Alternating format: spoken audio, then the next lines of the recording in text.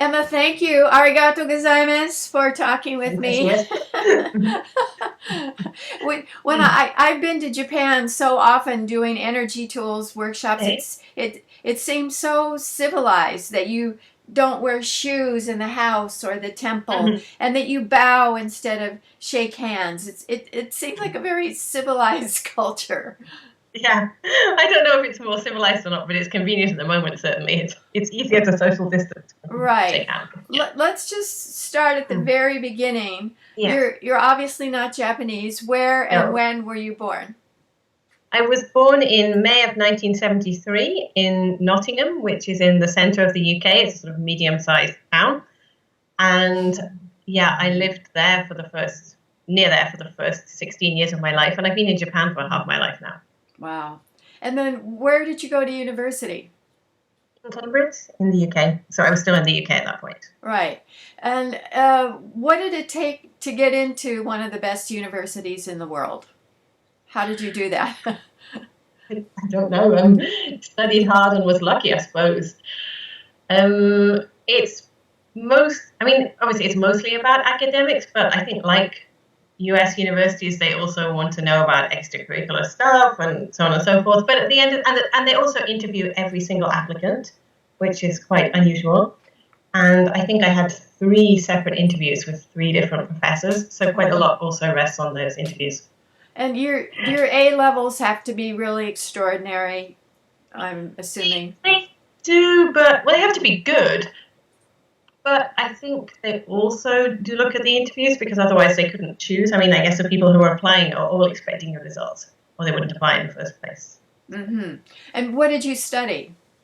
I studied history. Me too. Oh, really? Yeah, at Berkeley, Yeah. where I met your mother. Yeah. What did you have a particular emphasis at a period that you were most interested in? Interested, yes, but the way the Cambridge degree is structured, or at least was when I was there, and I kind of doubt it's changed very much because they don't change very fast, is that so it's a 3 year degree like most UK undergraduate degrees, and 3 terms per year. And each term you take one paper, so one period, and it changes each term, and you can choose more or less freely. You have to take two British history papers, one's political and one's social and economic, and they will be the same period. And then one European history paper, and then the others you're free to choose. So you could dot around all over the place. I was mainly interested in medieval history, so I tended to take earlier papers, but it wasn't very coherent. The plus side was that you could really look in depth at what you chose to study, especially in the latter part of the course when they were in more of the 3 year course when they were getting more specialized. Each paper was getting more specialized. The downside probably is that despite having a degree in history from quote unquote one of these great universities, there are still huge chunks of history that I know nothing about, certainly not from my university education. Right. Yeah, Were you interested in Japan at all as an undergraduate? I was, but not specifically, to be honest. And I couldn't have studied Japanese history had I wanted to, because the Cambridge degree certainly then, and it probably has changed a little bit now, but it was very British and European focused. And there were some courses on other parts of the world. The only one on Japan was on post-war Japanese economic history. I was never really interested in economics, so I wouldn't have chosen to study, Mitsubishi or whatever. So I didn't choose that. And then I how was did you? interested in Japan, but no more than in other countries. I was always just interested generally in other cultures, and I'd never been to Asia, so I suppose that was a fascination And then there. I what? traveled quite a lot in Europe and North America and the Caribbean with my parents, but I haven't been great. Yeah, your parents are big travelers. Um, Yes, they are. how did you start working in Japan?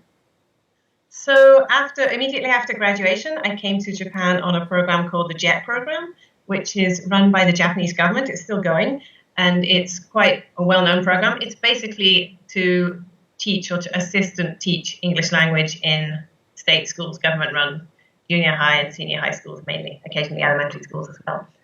And I applied for that program because partly, to be honest, I didn't really know what I wanted to do yet after university. again, the kind of good thing and bad thing about a history degree is it's very open-ended. So there were many things I could have done, but I didn't really know what I wanted to do. I didn't want to do the sort of graduate employment route that Cambridge graduates were, quote unquote, supposed to take, although not everyone does take it, but, going onto a sort of prestigious management track of some big company.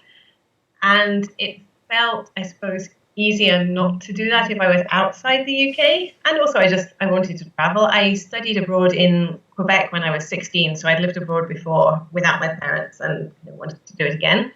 And I heard about this JET program from a girl in the year above me who'd already graduated, and she was already in Japan. And I think it had just the right mix of adventure and security. The adventure was going to the other side of the world and not knowing anyone and learning a new language. The security was that it was run by the Japanese government, so it was well paid and potentially better organized than some private language school somewhere that you don't really know anything about. And then so I applied and I was lucky. I got on. Did you actually teach in a middle school or high school? Yeah, the first 3 years in Japan, I was living in Aomori Prefecture, which is in the north. Right at the north tip of the main island, so it's quite a rural prefecture. And I was working in a senior high school, which is 15 to 18 in Japan, 15 to 18 years old, for the first 2 years, and then a junior high school for one more year, so 12 to 15-year-olds. What struck me when I visited secondary schools in Japan is that they're very quiet, that there's not a lot of dialogue, and even when I visited an English class, they weren't speaking, they were writing. So that on one hand there's no discipline problem, but on the other hand, did you find it frustrating that not to have this kind of dialogue, or did you make it happen, or how did you handle it? Well, it does depend on the school, I should say. Senior high schools, at least in Japan, have entrance exams, so they're streamed in a way. So there are some more academic schools. There are sort of more professional-oriented schools. So not all the schools are super disciplined. I mean, compared to Britain or the US, I suppose they probably are. On average, I'm certainly better disciplined, but it does vary. And they are, as you say, also less interactive, again, in general, which the Japanese government also sees as an issue. That's one reason why they employ all these native English teachers to come in and supposedly, make the English a bit more lively and a bit more spoken, because it's always been an issue that Japanese people tend to have better, certainly English reading, and less so writing, but particularly reading, and less good speaking and good writing. But the problem is that all the students are studying towards the university entrance exams, and as long as the entrance exams don't change, then you can bring in the token foreigners and we can play games, but it didn't really change things. So to be honest, the first 2 years in the senior high school were frustrating in that sense. I loved my students. They were really sweet and interested and kind of naive in a good sense, that they were, how can I say, I think British teenagers will be much more blasé. Oh, yeah, you came from around the world. Yeah, that's great, fine, bye. But the Japanese teenagers will be like, wow. And they want to know everything about the UK. So I really enjoyed interacting with my students outside the classes. I would go and eat lunch with them. I joined the English club to help out with the English club, and I had a great time there. The classes themselves were quite frustrating because I couldn't do very much, just read out the textbook. Yeah. In my main school, I also visited some other schools which were less academic, and in those schools I tended to have more leeway, partly because the students weren't going to get into good universities. They weren't supposed to get into good universities anyway, so they didn't have to study hard for the entrance exam, and also because I was only visiting, so it was a kind of special. So that in those schools, the students' English level was usually lower, but I could do more interesting things. And then when I switched to the junior high school, there was a bit less pressure in terms of exams, at least for the first couple of years. By the time they got to the third year, they were having to study for the senior high school entrance exam, so there was a bit of pressure. And of course, they spoke a lot less English, but they were just generally very funny and lively, and I would clean the school with them. Japanese students clean the school themselves at the end of the day, so I would join in with that and, again, eat lunch with them. It was all good fun. How long did it take before you felt fairly fluent speaking Japanese? It's a difficult question. I mean, everyone always asks that, and I don't know how to answer it because I'm not sure what you define as fluent. There are times when I still don't feel fluent after 25 years living everyday life in Japanese. But I would say after 1 year, I could have everyday conversations, no problem, and I could start to talk about something more in depth, like, say, history, but I wouldn't know all the words, but I would manage somehow to talk about it. By the end of the 3 years on the JET program, I could more or less talk about most things that I wanted to, unless they were very, very specialist. But I still wasn't very good at reading and writing after the 3 years. Hmm. And then I picked up a fair amount on that through working. First, through studying at a Japanese language school for a year, and then in the course of working. But I still feel like an elementary school student when it comes to writing. So I feel like an 8-year-old. I can communicate, but I don't look like a Japanese adult. My writing. Well, that's That's fine. That's why we have computers. Yes, exactly. Yeah. You know what strikes me is that Japanese are sometimes judgmental of gaijin, of foreigners. I certainly experienced that.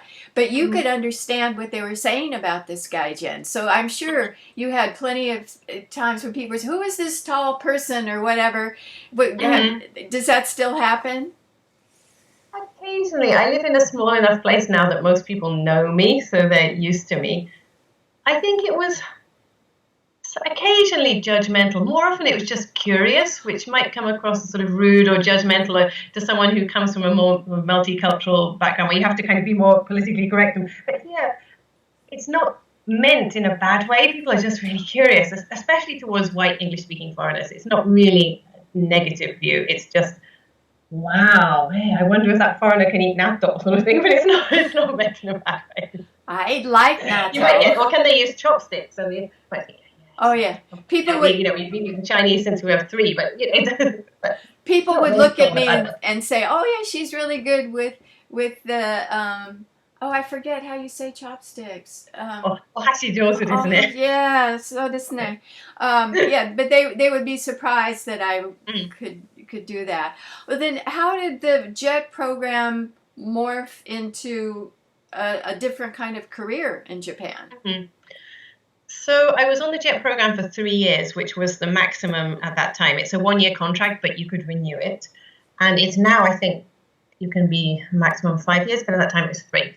And after 3 years, I just got to the point where I felt like I was just about understanding what was going on, not just the language, but the sort of intricacies of the culture. Not everything, but enough that I knew I'd made an effort to get there, and it felt it would be a waste to leave at that point when I was finally getting it.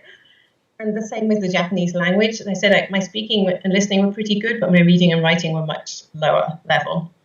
And so I decided to first study full-time at a Japanese language school, because I didn't think I could get another job. I needed a visa, basically, to stay. And so I didn't think I could get another job other than English teaching. And although I'd enjoyed the JET program, I'm not by nature really an English teacher. So I decided to try and improve my Japanese, and I stayed at a Japanese language school for a year and a half in the end. I originally, I think, enrolled for 6 months in Sendai, which is a bigger place than I had been, but it's still a regional city. And after that, again, I put in a lot more time and effort learning Japanese and money at that point. My savings were pretty low because I was basically living off savings plus part-time job while I was studying. And I was lucky to find a job with the British Council, which is a cultural relations, international relations organization.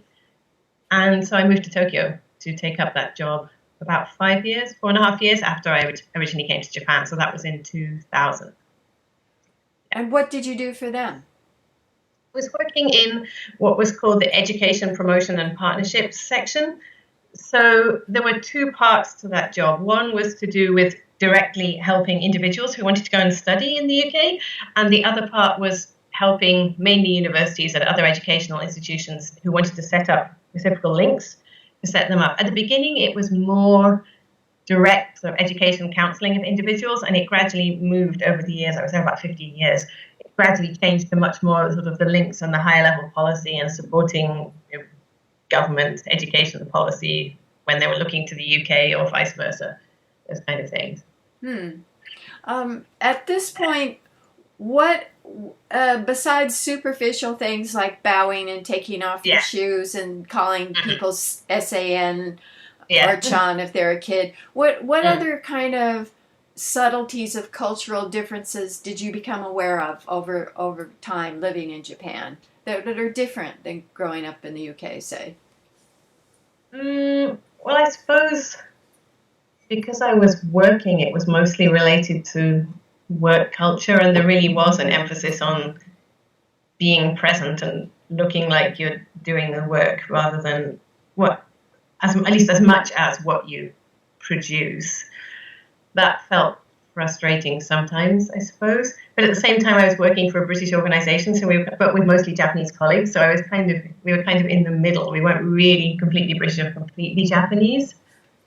It's difficult to say because I was in Tokyo. In some ways, it's quite impersonal. So although there are cultural differences, you can kind of do your own thing. So it's mostly you can live a sort of more Western life or a more Japanese style life. It's up to you.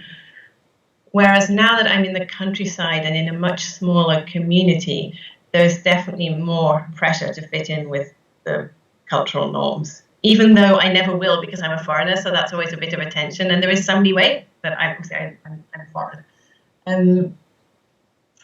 Here in the countryside, it still is and traditionally has been a rice growing based culture, and rice growing is communal. You can't do it yourself because of the way the irrigation works. You can't just look after your own rice fields. You have to work together. So there are a lot of communal job tasks, which, for example, maintaining the irrigation channels, which is still carried out even though most people don't farm rice anymore. They still have to go and clear the rice the irrigation channels a couple of times a year, and then afterwards, it's kind of an excuse for a drinking party, really, for the older men as well afterwards. And the women are supposed to be in the kitchen washing up, which is definitely a problem. I've managed to avoid that so far because of having a young kid. I think I've got after it, but that has felt a bit tricky. The expectations around the genders, which again are quite different in the city and the countryside, I think, and I know there are Japanese women as well who also struggle with that. So it's not just a foreigner thing. On the positive side, though, especially here in the countryside, the community ties are very strong still. So people help each other out. And so I think you can feel a lot, I'm not sure if safer is the right word. I don't just mean that you're not going to get attacked, although that's also very unlikely in Japan, but if something happened to you, probably the neighbours would start wondering and would come around to find out what was going on. In a way, it can be annoying as well because there's no privacy, but they might also think, we haven't seen Emma throwing out the rubbish for 2 days. We've got to go and see what's happened to her.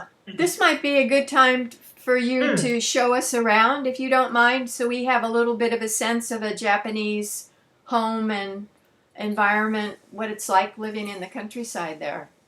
I can show you the room upstairs that I work in, because this is really the most traditional Japanese-style room. It's a bit dark. I don't know how much. We can see. Okay.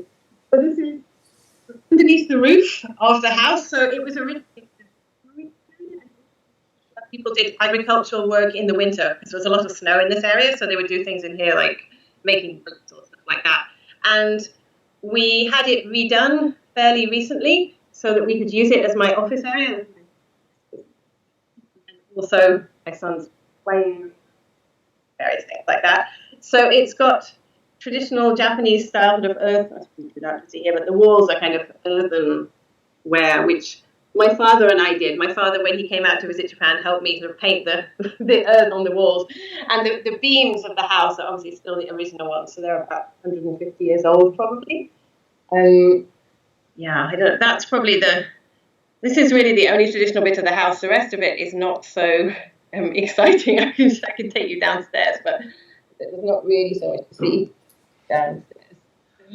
Basically, it's all tatami room, almost all tatami rooms. A couple of wooden floor rooms. It's mostly tatami rooms.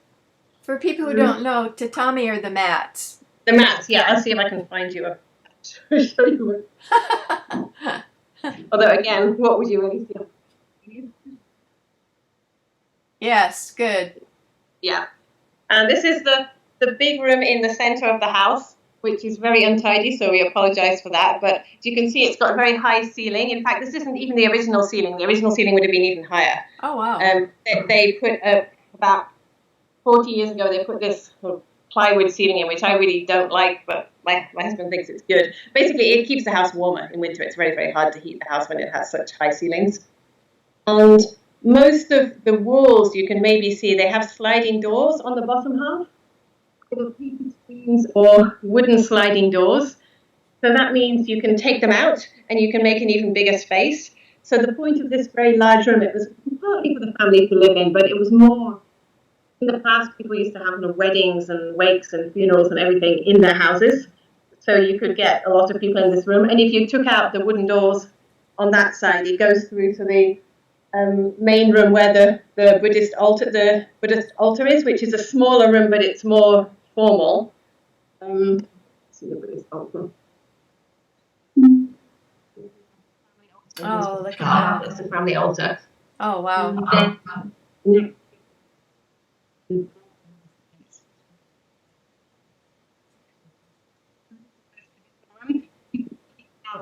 The wooden doors, and so make it all into one big room if necessary for a big event. And what else is there to show you? Those are really the main parts of the house. And then to go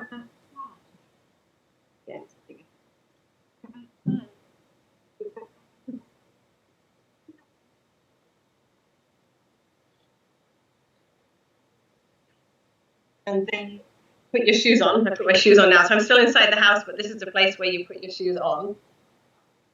And then outside, I'm afraid from outside the house really doesn't look exciting or nice or traditional at all, because it's got all this metal, like sheet metal on the outside, which really bothers me. But again, my partner cannot see why it bothers me that we have sheet metal, because everyone's houses around there, it's very normal to do that now, because the wood deteriorates quickly, especially with snow, and so they put metal on the outside of the house, which is much more. I'm sticking pretty close to the house because otherwise my Wi-Fi is going to cut, I think. Are your neighbors? Your neighbors Sorry? are really. Your neighbors are close to you.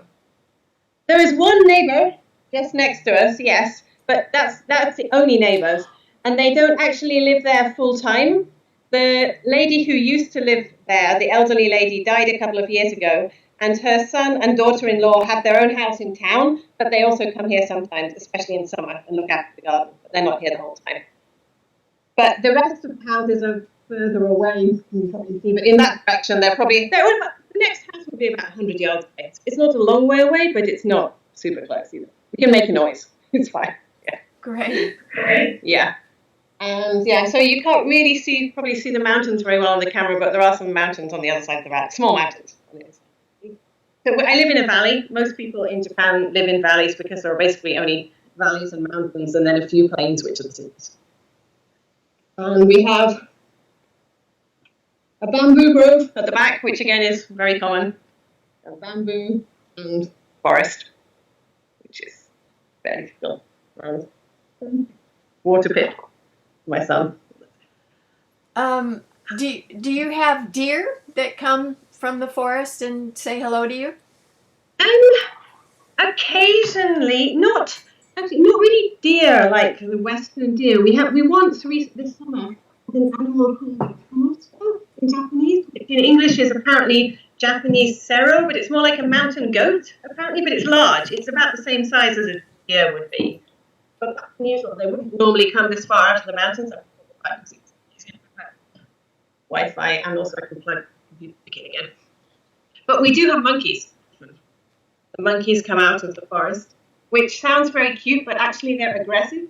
Oh. And they come in troops of about 15 and they steal people's vegetables. I don't grow them anyway, so I don't care, but they steal everyone's vegetables. And because they're smart, they know exactly when the vegetables are ripe, so they keep an eye on them, and then they come and steal them just before harvesting and run off with them. And because they're aggressive, you can't really face them. So people set off firecrackers to try and scare them away, but the problem is that most of rural Japan, including here, the population is declining and also getting a lot older. So a generation ago, the monkeys didn't come down this far, apparently, but now there are fewer people and people aren't going into the forest as much. So they're coming, the animals, the wild boar as well. We get wild boar and we get bears. Not so much in this season, but before they hibernate. So in a couple of months, they'll be coming down to try and eat before they hibernate. How interesting. Well, so there's a gap between working for the British government and Yes, big ending up gap. in the country with a Yes, partner and the cutest son that you could ever imagine having. So what, fill us sometimes. in. Yeah. So, okay, so I worked for the British Council for about 15 years, maybe a bit less. I've lost count, but something like that, in Tokyo. But I was never really a big city sort of person. I moved to Tokyo because that's where the non-English speaking jobs for foreigners were. It's a really interesting place to live, especially when you're young. There are loads of things to do. I mean, it's great culturally, but after a while, the sort of 1 hour commute every day on the train started getting to me, even though I lived in a relatively less crowded area. And so I wanted to move out of Tokyo, but I knew the only way I could do that probably was, or the only way I could think of, was to go to work freelance, to try and work freelance as a translator. But in order to do that, I had to change my visa status because when I was working for the British Council, I was on a work visa, but I had to be doing a full-time job to get that. So I decided to apply for permanent residency, which is not that easy in Japan. The Japanese government welcomes foreigners short term, but they kind of expect people to go home again after a while. So you have to, if you're not married to a Japanese person, which I wasn't at that point, you have to have been living in Japan for 10 years continuously at least, and then you have to show various other things, like basically a contribution, blah, blah, blah. But eventually I did apply for permanent residency and I got it. And so after that, I quit the British Council and moved to Niigata Prefecture, which is where I live now, which is in the countryside. It's kind of directly across Honshu, the main island, from Tokyo. So you cross the Japan Alps. It's about 250 kilometers maybe, and 2 hours on the bullet train, on the Shinkansen. And I moved to the city called Itoigawa. And I basically lived here by chance. I mean, there was no particular reason why I should move here. I just looked online. A lot of rural towns and cities, because of the depopulation, they have a lot of these houses vacant and they in livable condition but empty. And they're not really worth anything in Japan because there aren't people moving into the countryside, so people can't sell them. They don't have retail value.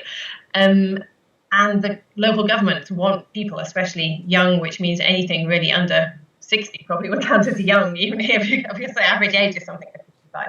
They want to move in. So they have a lot of cities have what they call a vacant house bank, and they on their websites they show information about various houses that you can either rent or buy. And at that point, I didn't want to buy because I wasn't sure if it would work out or anything, so I wanted to rent.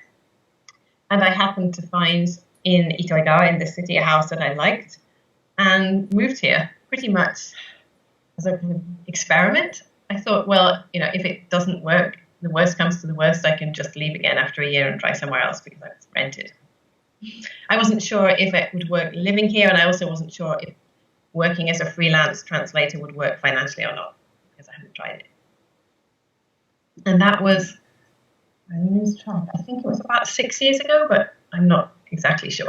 About 6. And then how did you meet your partner and come to this house? So the house that I originally was renting is about 15 minutes walk from where I live now, my partner's family home.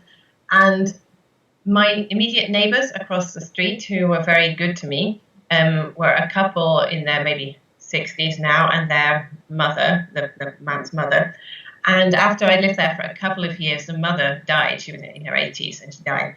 And the man, the son, came to tell me about this and say that I could go to pay my respects to his mother. Because here, after someone dies, they're usually, at least in the countryside, they stay in their house for a couple of days and people come and pay their respects there before the funeral. So I went across and there were various neighbors, of course, and relatives and so on there. And I was just focused on the protocol because while I lived in Tokyo, it had been a very different lifestyle. I'd been in touch mainly with young people and it wasn't such a close-knit community, so I hadn't been invited. It's not even a wake, it's kind of like the pre-wake bit, but I hadn't gone to that before. So I was just focused on the protocol. But my now husband was there because it was his aunt who died. He's a cousin of my previous neighbors. And so he, of course, noticed me because I was a foreigner. I stick out like a sore thumb everywhere, especially in the countryside. But I didn't notice him at all. But And he likes British cars and British rock music. So he was interested in me as a British person for those two aspects. I know nothing about British cars and not particularly much about British rock music, but never mind. So he asked his cousin to introduce me because he wanted to talk about cars and rock music with me. And so that's how we originally met. And then we gradually got to know each other and ended up getting married. Or started, or whatever, that's the start of the next year. And how is it different than you would? How is your lifestyle, or your relationship, or your family, or how you raise your little boy different than if you were doing it in the UK? Well, it's difficult to answer because I think so much depends on the individual family. I mean, even within the UK or within Japan, there are such big differences.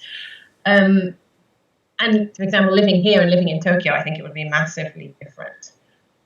But in very, very broadly, one thing that's different for me as a working mother is that the daycare provision in Japan is better, especially for young children, as in under 3. In that there's public daycare, and for working parents, you have to be working is a condition until your child is 3. Below 3, the parents both have to be working. But it's publicly subsidized, and so it's very affordable. It's based on your income, so it varies a little bit, but even if you're high income, I don't think it would be particularly expensive. And the teachers are all qualified, and they're all, the facilities are built by the government. Because we live in the countryside, I have a daycare with 4 kids in the whole daycare. That's between, my son is 2 and the eldest boy is 5, and there's 4 of them in total. And they have 3 staff there every day because that's legally what they have to have given the range of ages. So it's an enormous and good staff. So compared to sending a child to British daycare, if I were in the UK, I wouldn't be able to afford it for a start, because I would be paying it all out of pocket until 3. And then even from 3, the government does provide some subsidy, but it's not nearly as much as it is here. And I don't know if it would be harder to get in, because in the cities here, and in Tokyo, for example, it's also hard to get into daycare. There are long waiting lists because there's so many women working now. But on the whole, it's definitely a lot easier here. On the other hand, parents, which means in fact, mothers are expected to be much more involved, even if they're in their child's upbringing, even if they are working. So, whereas for a British daycare, last December, I had to go to the UK for a week for work, and I managed to put Thomas into a daycare there just for a week while I was working. I was lucky that there was a space, and it cost me more than it would for the month here, but it was great that I could put him in there, and that was very easy in the sense that I just dropped him off in the morning with a change of clothes and a cup, and they didn't even really care if he had his name written in the clothes or not. Here, it's all like, you need to have a towel this size, and a little cloth to wipe his face this size, and a bag to put it in this size, with his name written like this. You get given a booklet before your child starts university explaining exactly how you have to have everything. And I still get detailed instructions from the staff. Oh yeah, this lunchbox is slightly the wrong size for him. It would be better if it was this kind of lunchbox, and it would be easier for him to learn how to take the loaf and put it on himself. So it's great. I mean, they're really involved with it. If I were working a full-time job outside the house, I think it would be hard, especially if I had more than one child, to keep up with the amount that you're supposed to be involved. Because I do work when I work from home, so I have more flexibility. So even though it's busy, it's easier to juggle a bit. So I think the cultural expectations, again, this is a massive generalization, but it's still expected that the mother will do pretty much everything related to childcare, housework, although it's changing in both senses. And my partner does do some, but partly because he works shifts in an elder care home, which is a really hard job, and he's exhausted when he's home. I do end up doing most of the childcare, and it's also expected by nursery. Like if occasionally my partner looks after Thomas for the evening while I go to a meeting or something, the nursery staff will write. And we also have a notebook for the nursery. Every day I have to write a little message about what Thomas did at the nursery and what he ate for breakfast the next morning, and what time he went to bed and what time he woke up, and whether he's done improved since, because they have to check that as well. And if I write that yesterday I went out and so Daddy spent time with Thomas. The nursery staff will always write back, oh, that's so great, well done, Daddy, for the time. And I think, well, yes, okay, but that's like once a month or less, and how about well done, Mummy, the rest of the time? Just the way to think that. Anyway, it's not only an issue here, but I think because we're in the countryside, it's quite a difficult setup. And also, although 3-generation families living under the same roof are becoming less common, they still do exist in this area. And even if the grandparents are not in the same house, at least one set of grandparents are often nearby. So they tend to be involved in the childcare, and they can do the picking up the kids from nursery if mum can't finish work on time. Whereas I don't have that. My partner's parents were both died before, quite a long time before I met him. And obviously my parents are nowhere near. And my husband is working late shift most of the time, which means he can never pick up my son from nursery. So however busy my work is, the buck stops here, so I would want to right. get the child. Again, I'm not sure of how much of that's a cultural thing, but I think there is a cultural element. And possibly the other big cultural difference, again, never raised a child in the UK, so I'm only comparing with what I see from friends and hear from friends. There seems to be an even stronger expectation here, possibly than in the UK, about sort of norms that a child should achieve at each age, even from a very young age. So my son is 2, and when he went for his 2-year-old checkup, which was a public health checkup, which is great, they provide this for free, the city, they were worried about various things, so they told me that I should take him to talk to the specialist because he was so active and he runs around a lot and he falls over a lot. Well, yes, because he runs around a lot. And that his Japanese language skills might not be quite up because they were worried because I speak English to him. Everybody else speaks Japanese to him. His father, the daycare, everyone. His Japanese is not the worry. My worry is keeping up his English. But really, his Japanese is not going to be the issue. I think that is a tendency in the UK as well, but I think in the UK there's more of a sense that in the end it's up to the parents unless they're really abusive or something egregious.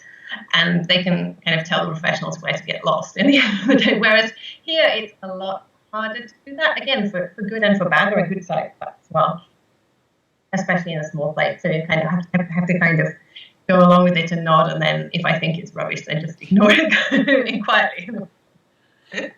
And do you speak to Thomas in English like half the time, or how do you raise a bilingual child?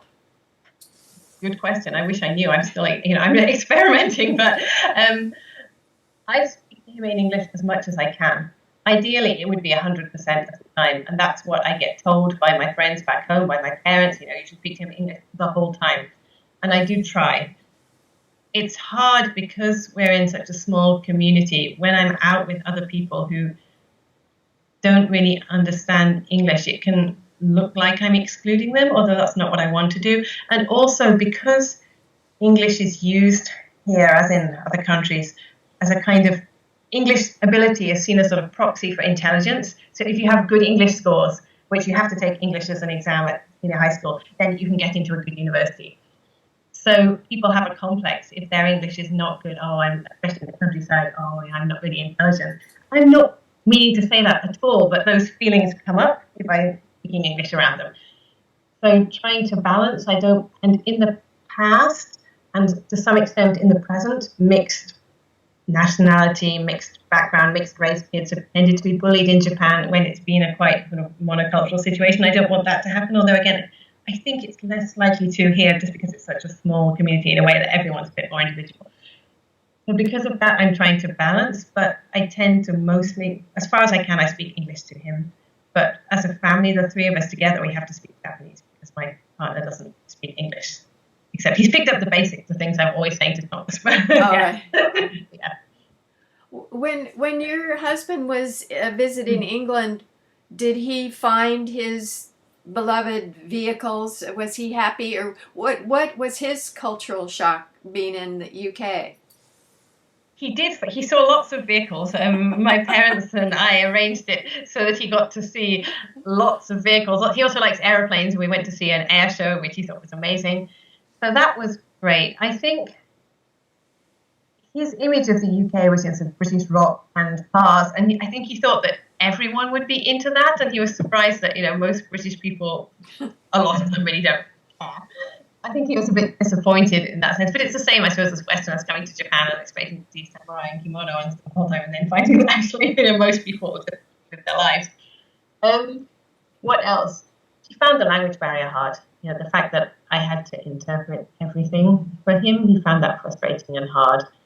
And he found the diet hard. Not that he thought everything was disgusting. He thought the individual items of food were okay, but it's just very different from what he was used to. So after a week, he wanted to eat rice rather than bread every day, for example. Right. Have you, speaking of food, have you ever had kaiseki, where they have oodles of, that's my favorite food in the world. It's so many little dishes with different pottery and different flavors, and it's just the most fabulous experience, Steve. It is. It's beautiful. It's also very expensive, so I haven't done it very often, but yes, I have done it. No, when I was in Tokyo, my translator had a former boyfriend who took us, and I think it was like $100 each for the dinner, but it was worth it. It was so fabulous. That actually sounds pretty cheap by kaiseki standards. I think if you went to some famous Kyoto restaurant, you'd be paying 3 or 4 times that, I'm guessing. But yeah. But even in general, Japanese cuisine, even when it's not kaiseki, as you know, it tends to have several small dishes rather than one big plate with all the things on. So for breakfast, we'd have baked fish, and we have miso soup, and we'd have maybe 3 or 4 vegetable dishes. And we don't make them every day. I mean, of course, you make one and then you eat it for a few days when you're at home. But still, in that sense, it's maybe more work, I think, than making a Western food. At home, when I was growing up, I had cornflakes and boiled egg and toast for breakfast every day, and my parents were reasonably health conscious and all that, but that was just seen as a good breakfast for a child. Whereas here, I'm supposed to be eating rice and fish and that one. And again, I have to write it all down for the nursery to check, so I feel bad if I haven't done enough. Oh my goodness! So, do you do most of the cooking?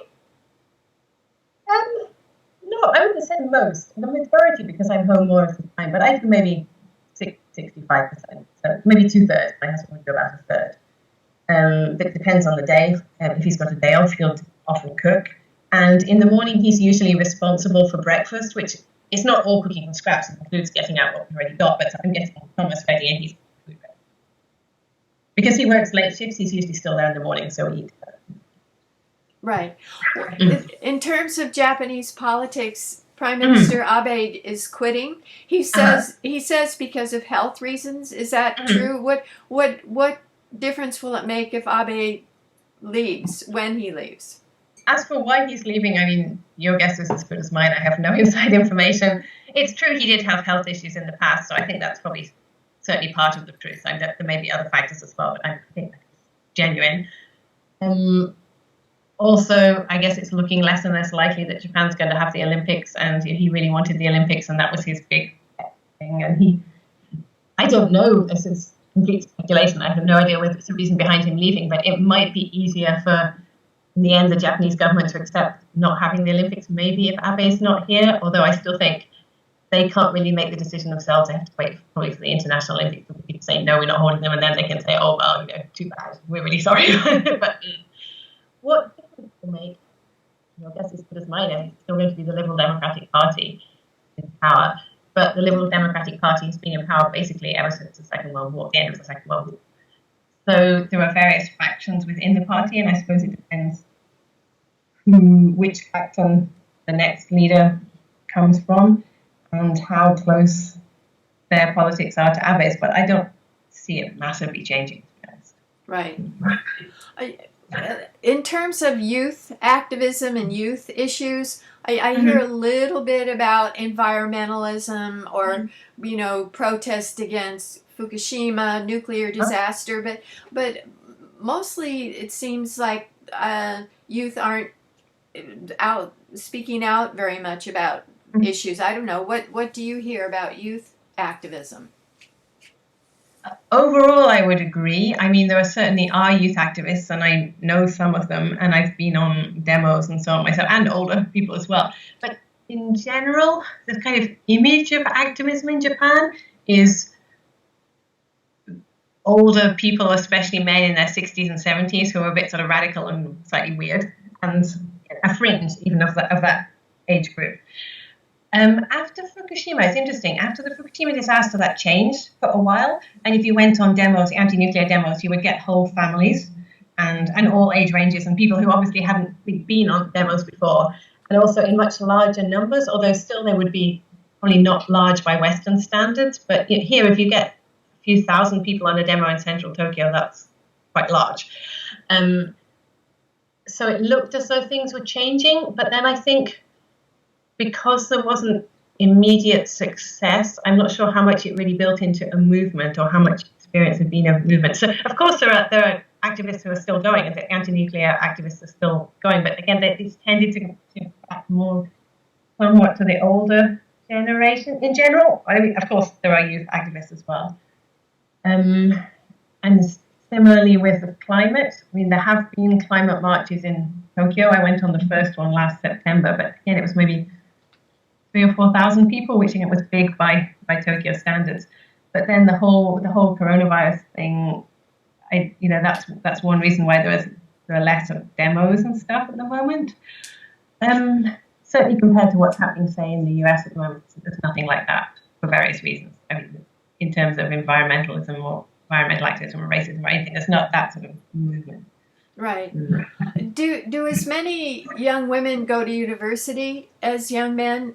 Or what? Pretty much. I don't know of its exact numbers, but if you look on the Ministry of Education website, they actually have very good statistics, even in English, and including for progression rates. And Japan has one of the highest progression rates to undergraduate in the world. It's something like 45% or something of high school graduate. It's not very different for boys and girls. In the past, girls tended to go more to two-year junior colleges. But as the population has declined and as junior colleges degrees have been seen as less prestigious, more girls have also started going to actual universities, four-year universities. In Japan, it's four-year undergraduate. So I don't think there's a big difference in the undergraduate rate. So there is a difference at graduate level. In Japan, the graduate emphasis is very much on the sciences, the physical sciences, engineering, and that's very overwhelmingly male.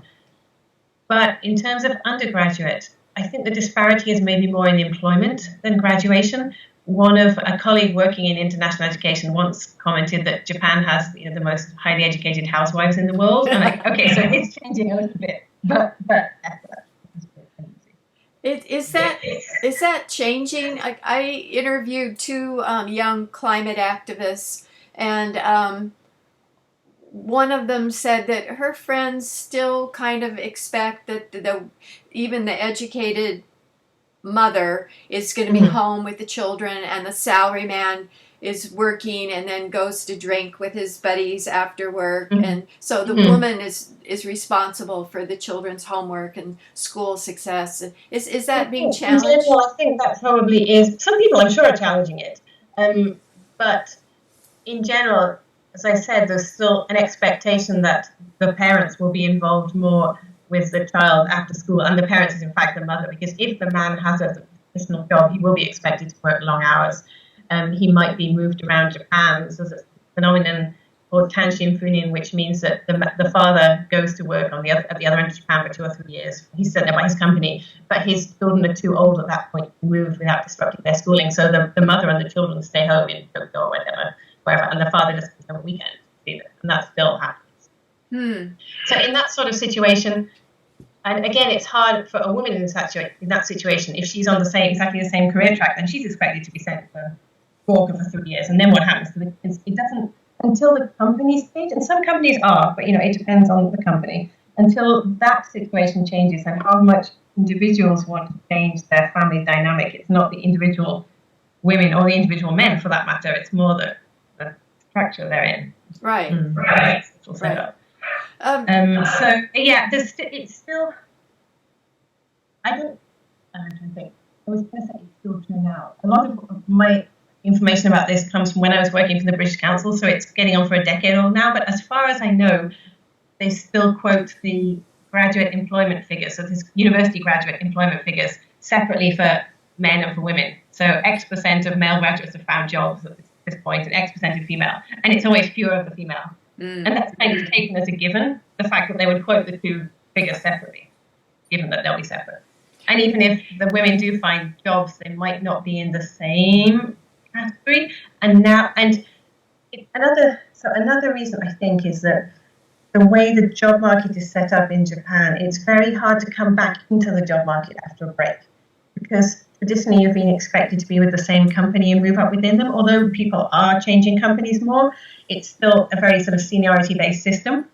So if you have a break to have children, then you want to go back into work, it's very hard to get a full-time job. You can get a part-time job, which is much less well paid and has less good benefits, but it means you can be there for the kids at 5 o'clock or 4 o'clock. So a lot of women, a significant number of women still, I think, find themselves in that situation. And that's it. It's changing. And the fact that there are all these waiting lists for the childcares in Tokyo and other big cities, it shows that women are wanting to work and that there are a lot of women working with younger children. I know that Abe committed to having more childcare so women could be employed. Yes. And he wasn't doing it as a feminist gesture. He just wanted more workers. Yeah, he was doing it as an economic imperative, economic and sort of population imperative, because there are fewer and fewer young people. Japan doesn't like the idea of mass immigration, which is the other way you can solve a workforce issue. There are only two ways. Or you can try and build lots of robots, because that is trying to do it. There's a limit to what you can do with that. No, he was doing it as an economic imperative. And to be fair, to an extent, it has succeeded. There is more childcare than there was. More men are taking parental leave. Another ironic thing is it has very good entitlement to paternal fathers, paternity leave. Very good legal entitlement, but very few people take it because it's such pressure on the men if they were out of the system, because of the seniority thing, but also just how would the other men look at them. Right. Is feminism looked at as a Western odd concept that doesn't fit in Japanese culture? Do you hear young women talking about feminism? Not really. I don't really hear them talking about it one way. Most of them. I mean, this is not counting the sort of activists, generally more, progressive people. In general, I would say no. But then, to be honest, I wonder how much among young women in, say, the UK, how much is it talked about? When I was growing up in the 80s, 90s, nobody really talked about feminism. I only really learned about it later. So I don't think it's just the Japanese thing. It was kind of seen as something that they did in the 60s, and now it's done, and we're fine. I'm working on this book about climate activists who are girls, and all the girls that I've talked about throughout the world, including the UK, I asked them, do you consider yourself a feminist? And they say yes, enthusiastically. So, and it's like, hello, don't you believe in equality? But they're climate activists, so they're progressive anyway, so they're probably more aware of those things. They use words like intersectional and gender binaries and, they're definitely progressives. Yes, so I don't know. I haven't lived in the UK for so long. I couldn't tell you what young women think. This is, again, looking more from my experience, but again, in Japan, I would say not in general. But then, maybe they wouldn't use the word feminism, but there are some movements that have become reasonably popular on social media that I suppose would be feminist, although they might not everyone who agrees with them or joined in with them would necessarily know the words.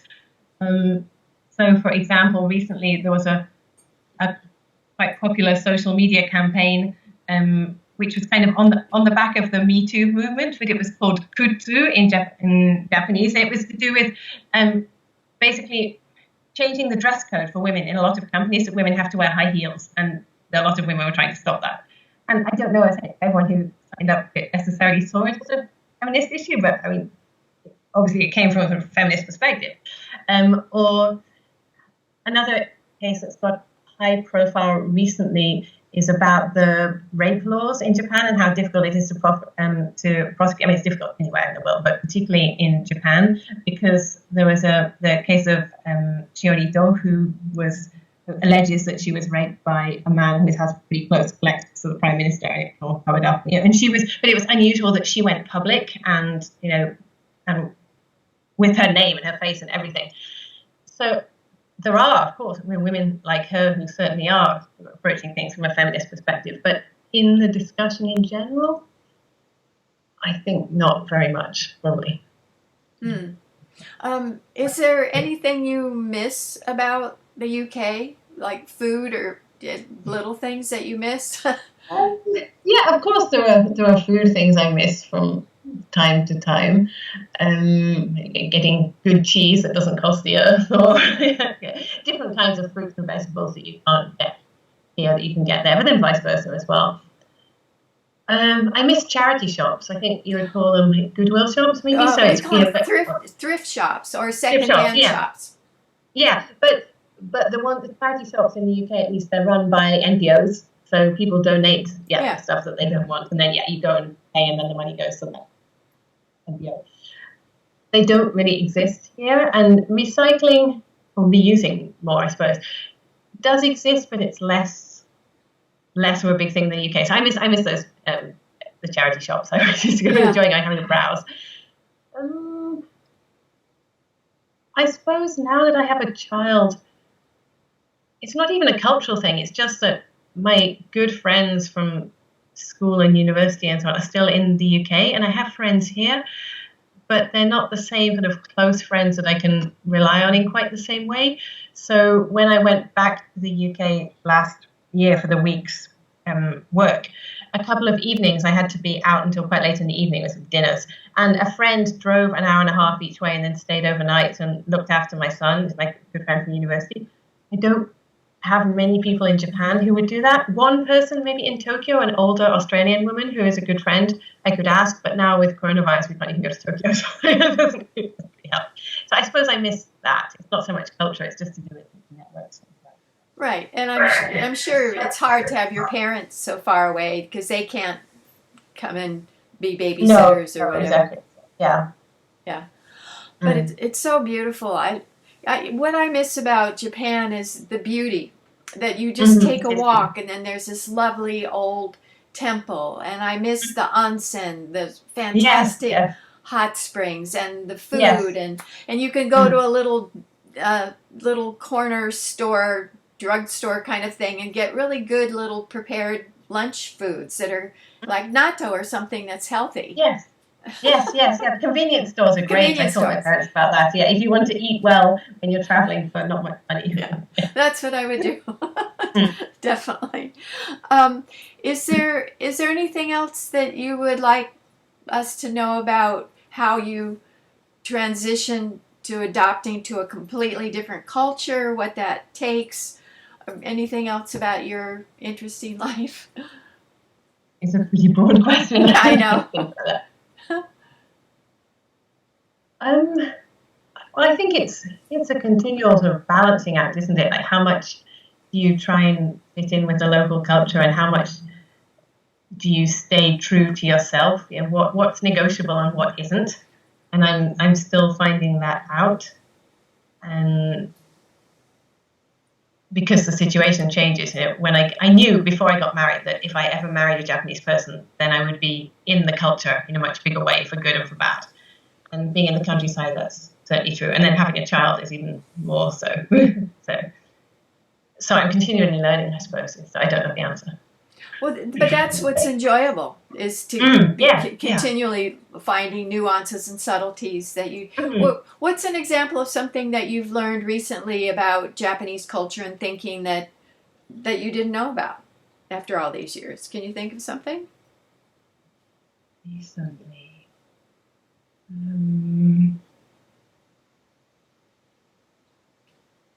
Sorry, I can't think of anything just particularly. Do you go to temple and ring the bell and make a wish? On New Year's Day, yes, which is about the only time that Japanese people go as well. No, we went to Pomon, which was the middle of August, so the festival where the spirits of the ancestors return. We went to the temple to visit the graves of various relatives. So we do occasionally go, but not on a regular basis. What do you do that surprises your partner? It's like, oh, why did you do that? That was interesting. Um, what do I do that surprises him? Probably just, I'm trying to think, what do I do that's surprising? He's used to me pretty much by now. Sometimes it still bothers him that I don't do all the cleaning and spend the whole day getting up at 4 o'clock and cleaning and cooking, whatever. But he's pretty much used to that by now, I think. Great. All right. Well, this was a treat. Thank you so much for doing this with me. So interesting. No, it's great to connect with you as well a little bit. Yeah.